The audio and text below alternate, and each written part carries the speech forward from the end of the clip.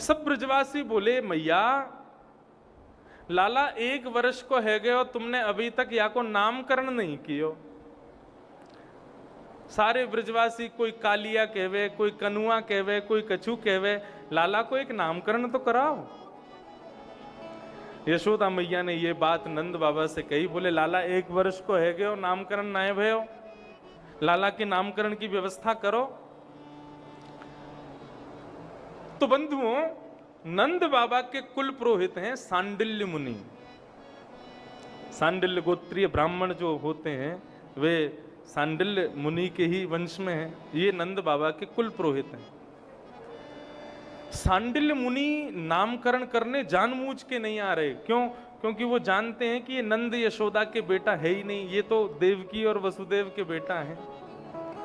और भाई जिनके बेटा हैं, जिस कुल के बालक हैं, उस कुल का कुल पुरोहित नामकरण करे, मैं क्यों करूं? लेकिन बात बतानी नहीं है, नंद बाबा को बहुत बुरा लगेगा अगर उनको पता चलेगा कि बालक उनका नहीं है। इसलिए वो बहाने बना करके वृंदावन आ नहीं रहे, गोकुल आ नहीं रहे। लेकिन मथुरा में बैठे हुए वसुदेव देवकी को चिंता हुई कि हमारे बालकों का नामकरण नहीं हुआ, तो उन्होंने अपने कुल पुरोहित भेजे। कौन? श्री गर्गाचार्य जी महाराज। गर्गाचार्य जी वृंदावन आए। अब कोई विद्वान को देखें तो इच्छा होती है महाराज की ये हमारे घर पधारें, हमारे यहाँ प्रसादी पावें। गर्गाचार्य जी जैसे ही आए तो नंद बाबा ने प्रार्थना की, बोल महाराज आप हमारे यहाँ घर भोजन पर आओ। गर्गाचार्य जी जैसे ही घर पधारे, नन्हे से कृष्ण बलराम को देखा, गुटमुन खेल रहे थे।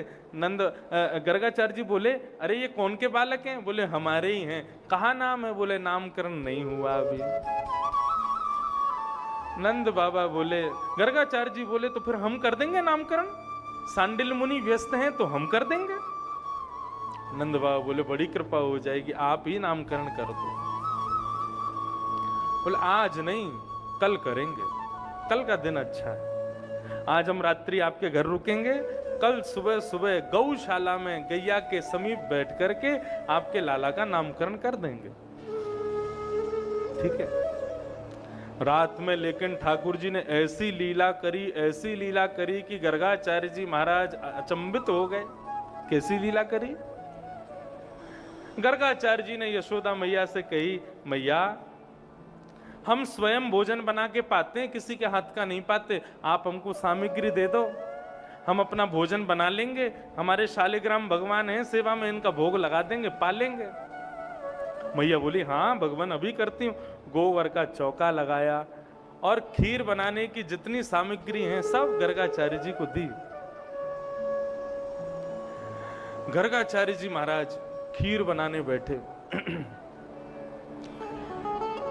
चावल डाले, दूध डाले, केसर डाली, इलायची डाली, सब बढ़िया युक्त जो भी सुगंधित हो सकता था बढ़िया से बढ़िया खीर बना करके, गाड़ी गाड़ी खीर बना करके अपने ठाकुर जी के सन्मुख पधरा दी। और पधरा करके त्वदीयम वस्तु गोविंद तुभ्यमेव समर्पयेत् ग्रहाण सुमुखो भुक्त्वा प्रसीद परमेश्वर। पाओ भगवान। नेत्र बंद करके अपने गुरु मंत्र की माला करने लगे। ठाकुर जी का भोग लगाते समय प्रयास करो कि ठाकुर जी को थोड़ा अकेला छोड़ दो। क्यों? ऐसा भाव माना जाता है कि जब ठाकुर जी का भोग लगाते हैं और हम लोग पर्दा करके बाहर आ जाते हैं या कक्ष से बाहर आ जाते हैं, तो ठाकुर जी अपने सब ग्वाल वालों को वहीं बुला लेते हैं। आ जाओ भैया, लग गया है भोजन, सब पाओ प्रेम से।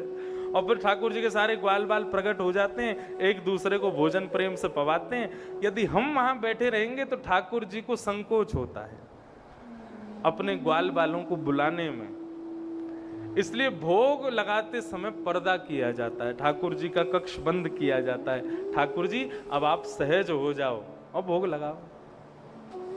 हमारे वृंदावन के श्री राधा रमन लाल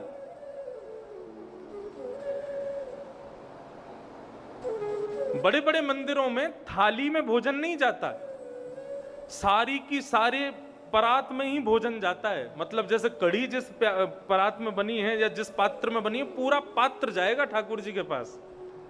और सब ठाकुर जी के सामने रख दिया जाता है और एक तरफ खाली कटोरी, खाली चम्मच, खाली सब बर्तन रख दिए जाते हैं और ठाकुर जी को कह देते हैं प्रभु अब ग्वाल वालों को बुलाओ, प्रेम से जो सामग्री आपको बढ़िया लगे प्रेम से पाओ। ये भोजन का विधान है। लेकिन घरों में लोग थाली में सजा के ले जाते हैं। तो श्री राधा रमन जी का भोग लग रहा था। भोग का भी एक समय होना चाहिए और वो समय ठाकुर जी को बता देना चाहिए, ठाकुर जी हम 25 मिनट बाद दोबारा आएंगे, ऐसा कह करके जाना चाहिए। ये सब पुष्टि के परंपराएं हैं। जरूरी नहीं है हर समुदाय में हर जगह एक सी हो। और बाकी मैंने एक दिन कहा था ना कि आपके घर के ठाकुर जी जैसा आपको बढ़िया लगे वैसा करो, लेकिन मेरा काम है थोड़ा अच्छा बताऊं। ठाकुर जी को समय बता के जाओ, हम अभी आ रहे हैं 25 मिनट में, आप प्रेम से प्रसाद पाओ। ऐसे ही श्री राधा रमन जी का भी एक समय है, 40 मिनट 45 मिनट तक ठाकुर जी के भवन में कोई नहीं जाएगा। अब गुसाई जी बाहर आकर के किसी से चर्चा कर रहे थे और चर्चा करते हुए उन्होंने समय देखा नहीं, समय पूरा हुआ नहीं, उससे पहले जैसे ही राधा रमन जी के गर्भगृह में प्रवेश किया तो गर्भगृह में प्रवेश करते ही क्या देखा कि दूर रखा हुआ चावल का पात्र, उसमें चावल रखे हैं, लेकिन श्री राधा रमन जी के ओष्ठ के नीचे एक चावल चिपका हुआ है। मतलब ठाकुर जी प्रसाद पा रहे थे, तुमने असहज करते हुए भीतर प्रवेश कर लिया तो ठाकुर जी असहज हो गए, जल्दीबाजी में वो चावल लगा हुआ दिख गया भक्त को। कभी करके देख लेना, ठाकुर जी को एक समय बता के जाना, 2-4 दिन तक उसी समय पर आना 25 मिनट बाद, लेकिन एक दिन थोड़ा पहले पहुंच जाना। क्या पता ठाकुर जी किसी लीला में करते हुए आपको दर्शन दे दें, वो ऐसा अनुभव उनका हो जाए।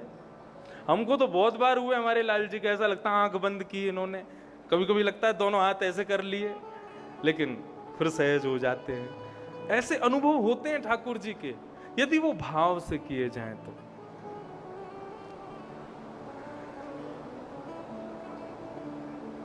ठाकुर जी प्रेम से भोग पाते हैं यदि भाव से पवाओ तो गर्गाचार्य जी ने खीर बनाई, खीर बना करके अपने ठाकुर जी के सन्मुख रख दी और सन्मुख रख करके अपने गुरु मंत्र का जाप नेत्र बंद करके, ठाकुर जी आप सहज होकर प्रेम से पाओ, मैं 108 माला करूंगा, उसके बाद भोग उठाऊंगा। ऐसा भाव करके गर्गाचार्य जी माला जपने लगे। अब इतने में खीर की मधुर सुगंधी भीतर खेल रहे कन्हैया को आने लगी। कन्हैया दाऊ दादा से बोले, अरे दाऊ दादा कहाँ भयो लाला?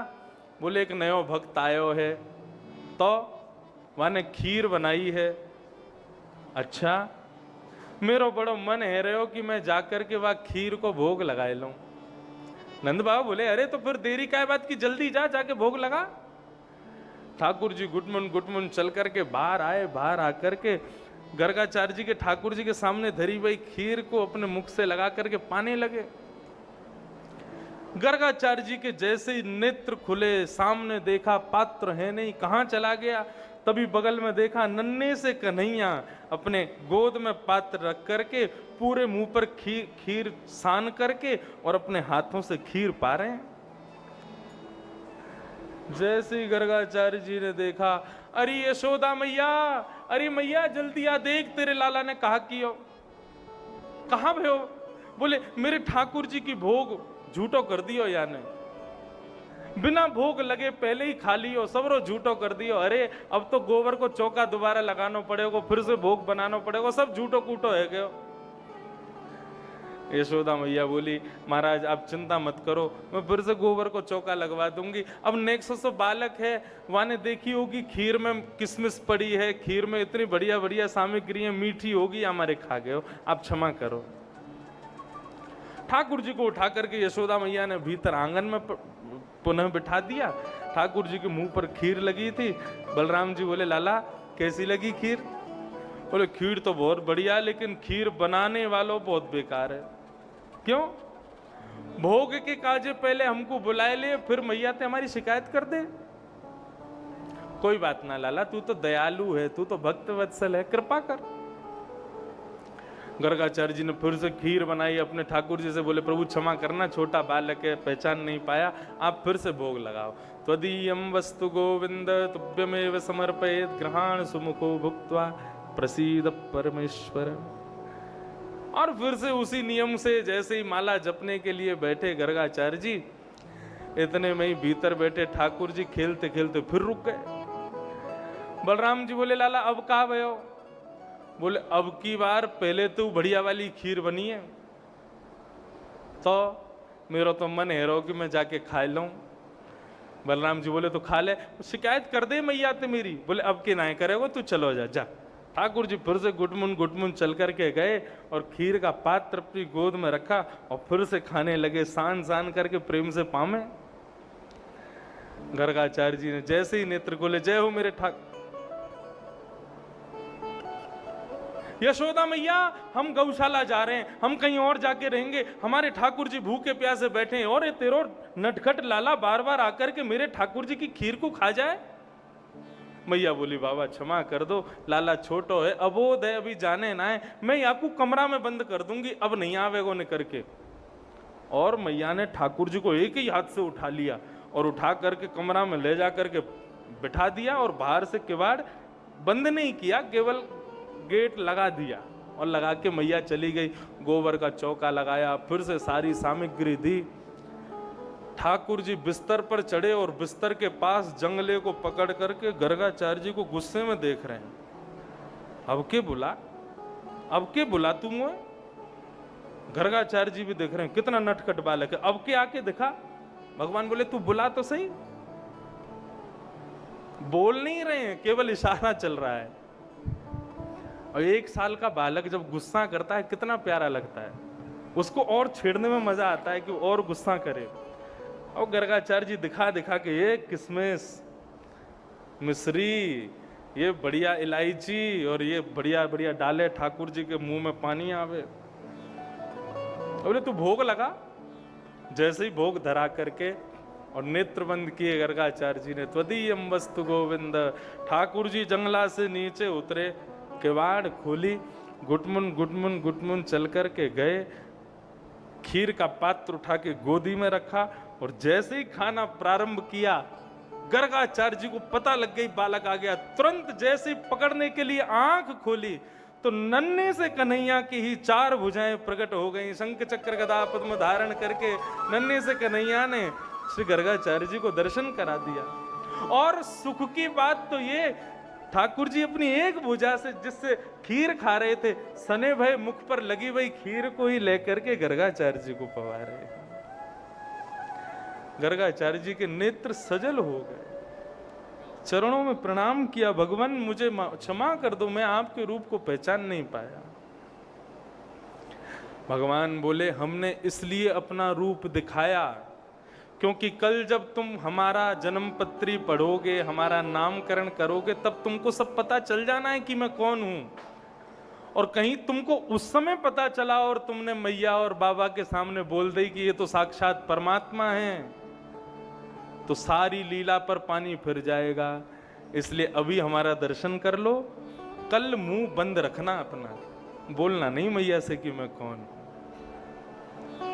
कौन पावे आको पार, प्रेम नदिया की सदा उल्टी बहे धार। कौन पावे आको पार, प्रेम नदिया की सदा उल्टी बहे धार। विधाता को क्या जरूरत है अपनी प्रभुता छुपाने की? भगवान को क्या जरूरत है कि यशोदा मैया को नहीं पता चले, नंद बाबा को नहीं पता चले, ब्रजवासियों को पता नहीं चलना चाहिए कि मैं भगवान हूं? क्यों? क्योंकि यदि इनको पता चल गया कि ये भगवान है तो मुझे छूने से पहले हाथ धोएंगे। यशोदा मैया मारवे से पहले 10 बार सोचेगी भगवान है। नंद बाबा गोदी में नहीं उठाएंगे, सोने की पालकी में लेके जाया करेंगे, बोले भगवान है। मुझे ये प्रभुता नहीं चाहिए, मुझे प्रेम चाहिए। और प्रेम कब मिलेगा? जब मैं अपनी प्रभुता को त्यागूंगा। और वो प्रेम, वो प्रभुता जाएगी कब? जब प्रेम प्रकट होगा। ये प्रेम की वजह से ही सारी लीलाएं हो रही हैं, ये प्रेम के लिए ही ठाकुर जी सब कुछ कर रहे हैं। इसलिए हमारे ब्रज में गाते हैं, कौन पावे आको पार, प्रेम नदिया की सदा उल्टी बहे धार। कौन पावे आको पार, प्रेम नदिया की सदा उल्टी बहे धार। ओ देखो मैं सुनाऊं एक बात अन में, देखो मैं सुनाऊं एक बात अन मेरे, देखो मैं सुनाऊं एक बात अन में, देखो मैं सुनाऊं एक बात अन में। कैसी बात? ब्रह्म निराकार रहो गोकुल में खेल, ब्रह्म निराकार रहो गोकुल में खेल। ओ ब्रह्म निराकार रहो गोकुल में खेल। ब्रह्म निराकार रहो गोकुल। कहाँ पे? नंद यशोदा के द्वार, यशोदा के द्वार, नंद यशोदा के द्वार, यशोदा के द्वार। हाँ भैया, प्रेम नदिया की सदा उल्टी बहे धार। कौन पावे आको पार, प्रेम नदिया की सदा उल्टी बहे देखो, धार। एक मधुर भाव बताऊं। ब्रह्मा जी एक दिन भगवान को ढूंढने निकले। नारद जी बोले मैं देखूं भगवान कहाँ रहते हैं। वैकुंठ में घूम आए, नहीं मिले। स्वर्ग में ढूंढ लिया, नहीं मिले। सब जगह खोज लिया, ठाकुर जी नहीं मिले। किसी ने कहा वेद पुराणों में ठाकुर जी रहते हैं। नारद जी ने महाराज खोल करके पढ़ने शुरू किए, लेकिन ठाकुर जी नहीं मिले। नारद जी बोले मैंने सब जगह ब्रह्म को देख लिया, सब जगह परमात्मा को खोज लिया, मुझे कहीं नहीं मिले। लेकिन एक दिन मैं वृंदावन में घूम रहा था। बोले अच्छा, फिर क्या हुआ? बोले वृंदावन में जैसे ही नंद भवन के बाहर से निकला तो मैंने क्या देखा? बोले क्या देखा? यस्यालिंदे ब्रह्म वसिता। मतलब बोले कि पुराने घरों में लोग पहले दहली बनाते थे ऊंची ऊंची। आज भी आप पुराने मंदिरों में जाओ तो वो दहली पार करनी पड़ती है, उस पर ऐसे ऊपर चढ़ के जाते हैं, ऊंची होती है। दक्षिण भारत में तो बहुत होते हैं। क्यों?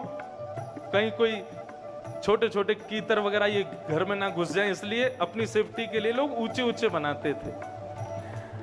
नंद बाबा के घर की कुछ ज्यादा ही ऊंची थी। नारद जी बोले मैंने क्या देखा? बोले श्रुतिम अपरे स्मृतिम अपरे भजन्तु भवभीता नीतिम अपरे।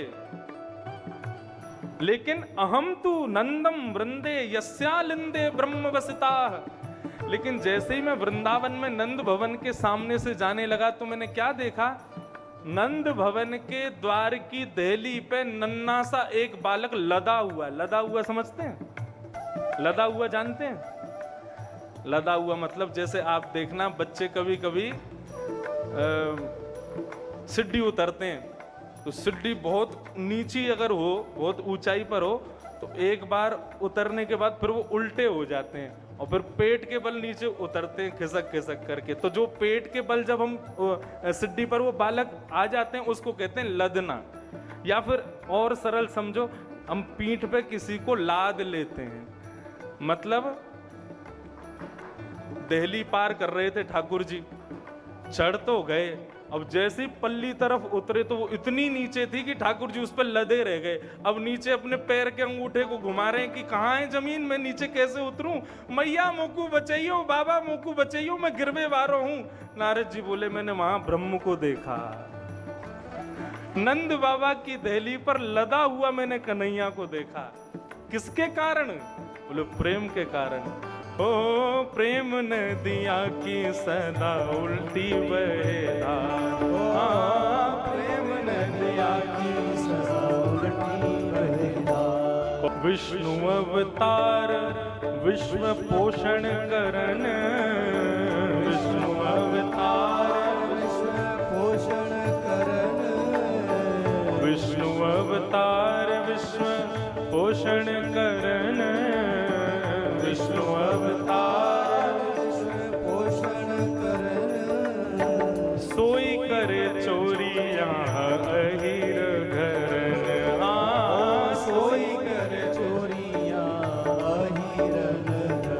भगवान क्यों आए थे? धर्म संस्थापनार्थाय संभवामि युगे युगे। भगवान कहते हैं गीता में, मैं धर्म की स्थापना करने आता हूं। और क्या कर रहे हो ब्रज में? सोई करे चोरी यहाँ अहीर घर। यही धर्म स्थापित हो रहा है आपका।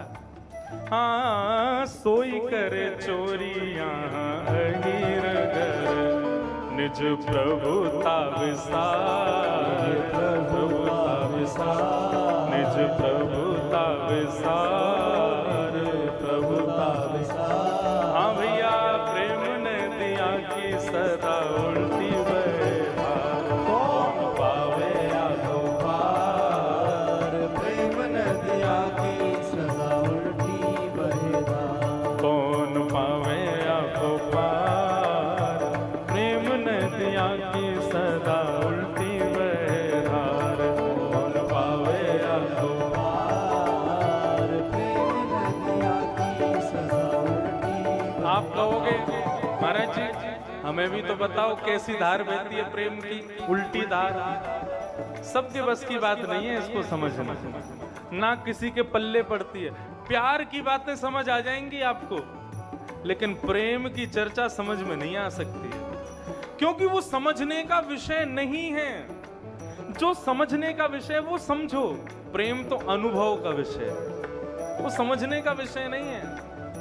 प्रेम को प्रमुख वही वृंदावन धाम, प्रेम को प्रमुख वही वृंदावन धाम, प्रेम को प्रमुख वही वृंदावन धाम, प्रेम को प्रमुख वही वृंदावन धाम। ओ प्रेम हित पायो श्याम रसिया ने नाम, प्रेम हित पायो श्याम रसिया ने नाम। याए जाने कहाँ गवार, जाने कहाँ गवार, याए जाने कहाँ गवार, जाने कहाँ गवार। हाँ प्रेम ने दिया कि सदा उल्टी बहधार, पावे आगो पार, प्रेम ने दिया कि सदा उल्टी बहधार, कौन पावे आगो पार, प्रेम ने दिया कि सदा उल्टी बहधार, कौन पावे आगो पार, प्रेम ने दिया कि सदा उल्टी बहधार। अरे हाँ, प्रेम ने दिया कि सदा उल्टी बहधार। प्रेम ने दिया कि सदा उल्टी बहधार। अरे हाँ, प्रेम ने दिया कि सदा उल्टी बहधार। हाँ, प्रेम ने दिया कि सदा उल्टी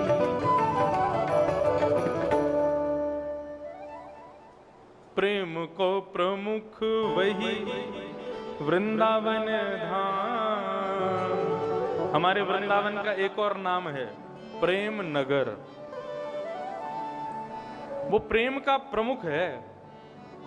हमारे यहाँ ये नहीं कहते बिहारी जी को दर्शन करवे जानो है, राधा रमन लाल जी को दर्शन करने जानो है, श्री जी बाबा को दर्शन करने नहीं। हमारे यहाँ कहते हैं लाला को दर्शन करने जानो है। बरसाने में कहेंगे लाडली को दर्शन करने जानो है। ये प्रेम है। वहां प्रभु को प्रभु नहीं, वहां प्रभु को अपना लाल समझते हैं, अपना मित्र समझते हैं। वो वृंदावन। ठाकुर जी बोले गर्गाचार्य जी किसी को बताना मत हम कौन है। गर्गाचार्य जी बोले जो आज्ञा। और दूसरे दिन प्रातःकाल जैसे ही यशोदा मैया और रोहिणी मैया दोनों बालकों को लेकर के गौशाला में पहुंची, यशोदा मैया ने अपनी गोद में बलराम जी बिठाए और रोहिणी ने अपनी गोद में कन्हैया बिठाए। दोनों ने अदला बदली कर ली बच्चों की, गर्गाचार्य जी की परीक्षा के लिए। देखें तो सही ये बता पाते हैं कि नहीं। सबसे पहले यशोदा की गोद में बैठे हुए जैसे बलराम जी को देखा, उनकी आंखें देख करके, उनके मस्तिष्क की रेखा पढ़ करके गर्गाचार्य जी समझ गए ये यशोदा के बेटा नहीं है, और कह दिया अयम ही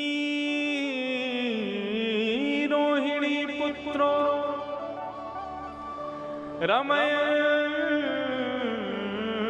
श्रुहिदो गुणी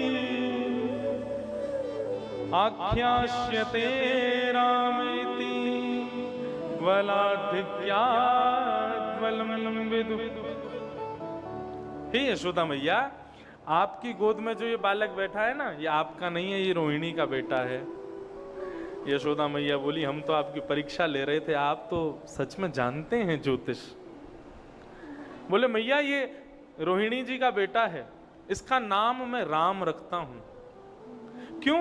क्योंकि ये राम जी के समान अपने कुल की, अपनी मर्यादा की सदा रक्षा करेगा। परंतु बल की अधिकता होने के कारण लोग इसको बलराम कहकर के पुकारेंगे। अब तो जैसे ही बलराम जी का नामकरण हुआ, बलराम जी नाचने लगे, मेरो नाम रख दियो, मेरो नाम रख दियो। कन्हैया से बड़े हैं। रोहिणी जी की गोद में बैठे हुए कन्हैया को जब देखा, ठाकुर जी को देख करके गर्गाचार्य जी की बहुत देर तक समाधि लगी रही। और कैसी समाधि? बोले त्रातक समाधि। त्रातक समाधि कैसी होती है? ना आंखें पलक झपकती हैं, ना नाक से श्वास निकलती है, और धड़कन देखोगे तो धड़कन भी बंद, मतलब वो मरा हुआ व्यक्ति के समान है व्यक्ति। त्रातक समाधि लग गई और देख रहे हैं एक टक कन्हैया को। भगवान इशारा कर रहे हैं, नहीं नहीं नहीं, योगी है ना, मेरे को देखते ही समाधि में जाते हैं। यशोदा मैया बोली, बाबा कहाँ भयो, नामकरण करो लाला को। कोई उत्तर नहीं। जोर से यशोदा मैया बोली, कहीं बाबा पधार तो नहीं गए? मेरे लाला को जब से जन्म भयो कोई ना कोई विघ्न आतो ही रहे, कभी कोई राक्षस आ जाए, कभी कछू है जाए, कभी कछू है जाए। आज मेरे लाला के नामकरण, तो नामकरण कर रहे वारो ही पधार गो। बाबा पधार गए। तब जाकर के उनको होश आया। बोले अरे नहीं नहीं, हम थोड़ी सोच में थे। अब संत जन बताते हैं कि गर्गाचार्य जी क्या सोच रहे थे, जानते तो वो थे कि ये भगवान है। तो एक संत का भाव मुझे बहुत अच्छा लगा। वो क्या कहते हैं कि गर्गाचार्य जी की जीव पर हिंदी वर्णमाला के जितने भी अक्षर हैं वो आपस में एक दूसरे से लड़ाई कर रहे हैं। क्या लड़ाई कर रहे हैं? बोले परमात्मा का नामकरण होने वाला है, हमसे नाम होना चाहिए। तो एक दूसरे को अक्षर खींच रहे हैं। बोले तू हट मुझसे नाम आएगा, तू हट मुझसे नाम। तो इसलिए गर्गाचार्य जी की जीभ सुन्न पड़ गई, वो सोच ही नहीं पा रही कि क्या नाम रखा जाए। अंत में गर्गाचार्य जी महाराज ने कहा, मैया आपके इस लाला के बहुत नाम होंगे, एक नाम से ये नहीं जाना जाएगा। बहुनि संति नामानि रूपाणि च सुतस्यते। जैसे जैसी लीला करेगा, जैसे जैसे रूप धारण करेगा, सोई सोई इसके नाम बदलते रहेंगे। मैया बोली, कोई एक नाम धर जाओ लाला को। अब तुम कहो 1000 नाम, तो 1000 नाम तो कैसे बुलाऊंगी? एक कोई नाम मुझ को बता दो जैसे मैं अपने लाला को बुलायो करूं। बोले मैया, शुक्ले रक्तस्तथा पीत इदानीं कृष्णतां गत। माँ, आपका ये लाला पहले कभी गोरा बन के भी आया था, शुक्ल वर्ण का इसका अवतार हुआ था। कभी रक्त वर्ण का भी हुआ है, कभी पीत वर्ण का हुआ है, इस बार ये सांवला हुआ है। कृष्ण मतलब एक प्रकार से काला होता है। शब्द कृष्ण शब्द का अर्थ काला होता है। आपका ये लाला इस बार सांवला है, थोड़ा कृष्ण कलर, कृष्ण रंग है इसका, इसलिए इसका नाम भी मैं कृष्ण रखता हूं। बोलो बाल कृष्ण लाल की जय। ठाकुर जी का नाम रख दिया क्या? कृष्ण। कल मैंने इस शब्द का अर्थ बताया था, जिसका नाम गुणानुवाद करने से निवृत्ति हो जाए वो कृष्ण है। गहराई जहां होती है ना जल में, वो जल भी काला होता है। आकाश जब अपनी वस्तुओं को सबके सामने प्रस्तुत करता है, अपने खजाने को सबके सामने खोलता है, तो वो भी काला हो जाता है। ऐसे ही ये द्योतक है, ठाकुर जी का रंग एक द्योतक है। किस चीज का द्योतक? कि वो अत्यंत गहराई और अत्यंत विविध प्रकार के खजानों से युक्त हैं, वो साधारण नहीं है। और एक बात कहूं तो कृष्ण रंग काला भी नहीं होता। कौन सा होता है? पूरे विश्व में जितने भी रंग हैं, सब रंगों को जब मिला दोगे ना, सबको घोलने के बाद कृष्ण रंग प्रकट हो जाएगा। वो कृष्ण का रंग है।